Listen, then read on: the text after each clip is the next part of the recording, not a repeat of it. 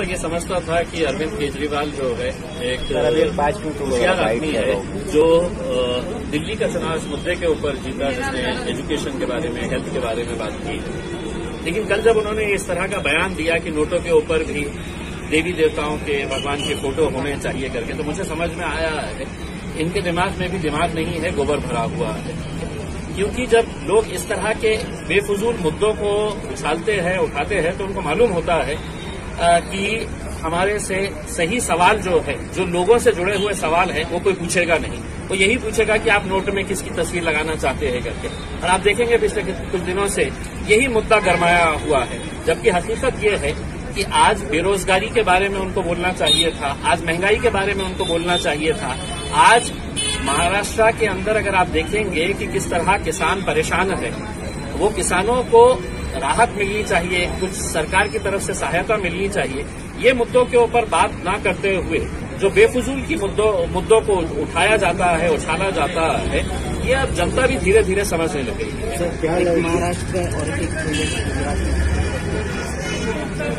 देखिए, हम हमेशा से ये बात कहते आए हैं, आज एक बार फिर से दोहरा रहे हैं। मैं जब विधानसभा के अंदर था पिछले 5-7 साल से, मैंने ये गौर किया है कि किसी तरह से महाराष्ट्र के अंदर गुजराती ताकत को कैसे मजबूत किया जाए, गुजरातियों को महाराष्ट्र के कंधे के ऊपर या उनके सर के ऊपर कैसा बिठाया जाए, महाराष्ट्र के उद्योगों को खत्म करके गुजराती उद्योग कैसा लाया जाए करके, यहाँ के उद्योग को खत्म कर दिया जाए। यहाँ पे जो आने वाला उद्योग है, जिसकी वजह से कई सौ नहीं कई हजार बच्चों को रोजगार लगा होता, महाराष्ट्रियन बच्चों को, तो उसको उठाकर लेके चले जाना और गुजरात में पहुंचा देना।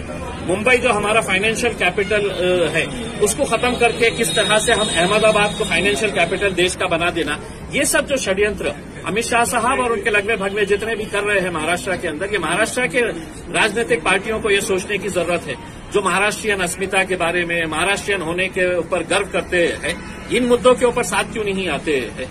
क्यों नहीं सवाल करते हैं देवेंद्र फडणवीस साहब से कि आप महाराष्ट्र के मुख्यमंत्री रह चुके हैं, आपकी प्राथमिकता जो है वो महाराष्ट्र की तरफ ज्यादा होनी चाहिए। आप गुलामी जो कर रहे हैं वो अपने आकाओं की वजह से आप गुजरात के लिए गुलामी कर रहे हैं, जबकि हकीकत ये है कि आपको महाराष्ट्र के और महाराष्ट्रियन लोगों के बारे में सोचने की जरूरत है। सर, जिसके लिए असली मुद्दों से भटकाने के लिए इस तरह के मुद्दे देते रहते हैं। कई ऐसे लोग हैं, समझदार लोग, अलग अलग जाति, धर्म और मजहब के अंदर, उन्हें भी ये चीज पसंद नहीं आती है। हम तो ये कहेंगे कि गरीबों के अंदर आप नोट डाल दीजिएगा, अपनी तस्वीर लगा दीजिएगा उसके ऊपर, लेकिन गरीबों को दे दीजिएगा वो। सर, देवी देवता की तस्वीर अगर लग जाएगी, भगवान की तस्वीर अगर लग जाएगी, तो वो 100 रुपये की नोट की वैल्यू के 200 रुपये हो जाएगी। भाई, जो 100 रुपये है वो 100 ही रुपये रहने वाला। केजरीवाल दूसरा प्यादा है।